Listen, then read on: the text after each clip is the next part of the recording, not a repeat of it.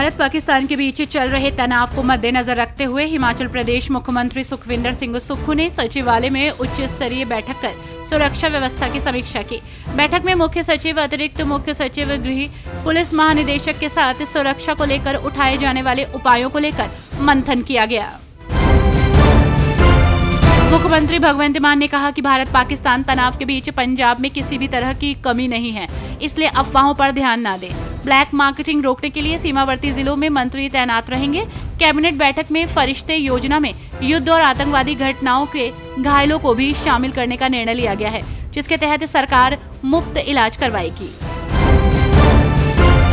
कांग्रेस नेता संदीप दीक्षित ने भारत पाक के बीच बढ़ते तनाव के बीच पाकिस्तान की कायराना हरकतों की निंदा की है। उन्होंने कहा कि पाकिस्तान द्वारा भारतीय नागरिकों को निशाना बनाना कायराना हरकत है।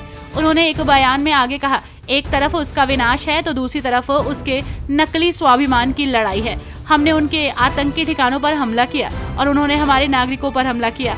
अगर वे युद्ध चाहते हैं तो उन्हें युद्ध ही मिलेगा। दिल्ली के उप मुख्यमंत्री परवेश वर्मा ने राजधानी की सभी बड़ी बिल्डिंग्स में सायरन लगाने की घोषणा की है। उन्होंने कहा कि दिल्ली में सायरन लगाने का काम तेजी से चल रहा है। ऊंची इमारतों में सायरन लगाए जाएंगे जिनकी रेंज 8 किलोमीटर तक होगी।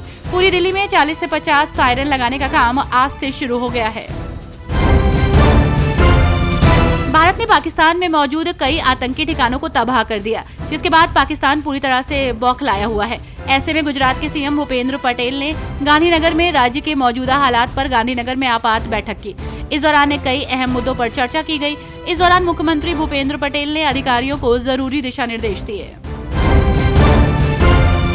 भारत पाकिस्तान के बीच तनाव को लेकर नेताओं की लगातार प्रतिक्रिया आ रही है। वहीं इसी बीच शिवसेना शिंदे नेता शाइना एनसी ने तुर्की और अजरबैजान के रुख पर कहा, भारत ने हमेशा तुर्की का सम्मान किया है, लेकिन जिस तरीके से तुर्की ने पाकिस्तान का समर्थन किया है उससे पता चलता है कि वो आतंकवाद को बढ़ावा दे रहा है। अब वक्त आ रहा है कि तुर्की का पूरी तरह से बायकॉट किया जाए। पाकिस्तान में आतंकवाद के खिलाफ भारत ने जोर शोर से कार्रवाई शुरू कर दी है। ऑपरेशन सिंदूर के तहत भारतीय सेना कई बड़े कदम उठा रही है।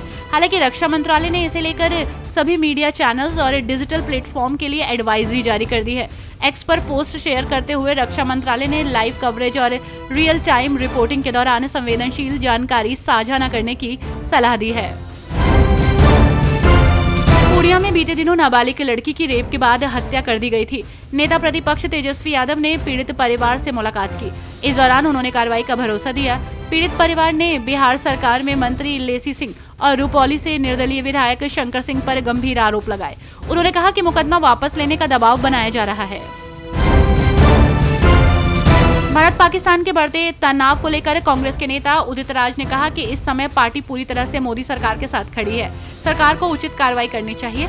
उन्होंने कहा कि पीओके में हमारी सेना द्वारा 9 स्थानों पर की गई बमबारी पर हमें गर्व है, लेकिन इसके बावजूद पाकिस्तान अपनी हरकतों से बाज नहीं आ रहा।